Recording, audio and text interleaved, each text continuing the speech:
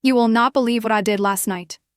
My name is Olivia Hall. I am 32 years old and I live in Chicago. The room is so quiet that I can hear the tapping of my fingernails against the marble counter. I lean forward, look straight at my husband and say, I had an affair with your best friend. I thought you should know now, before you hear it from someone else. You should have seen his face. His knuckles turned white on his coffee mug, and his eyes just locked on mine like he was waiting for the punchline. But there was no joke. Before I finish telling me what happened next, let me take you back a few months, because nothing is ever as simple as it seems. It started when my job at the marketing agency got insane. Long nights, team projects, my boss always breathing down my neck. My husband, Mark, was too distracted with his own work deadlines.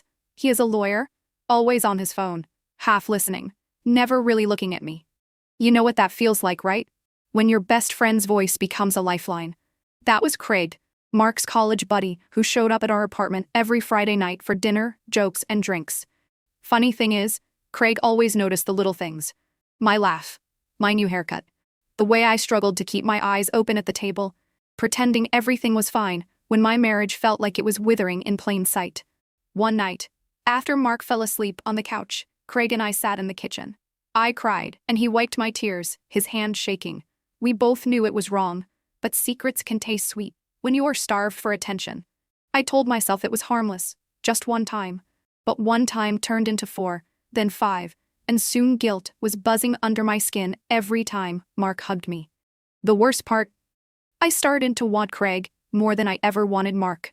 My hands trembled whenever Craig sent a text. But here's the twist you will not see coming. I thought I was in control. I thought Mark was clueless. This morning, after my confession, Mark stared at me for a long moment. Then, almost in slow motion, he stood up and walked away from the counter. He did not shout. He did not slam the door. He just handed me his wedding ring, placed it into my palm, and whispered, I know. Craig told me everything yesterday.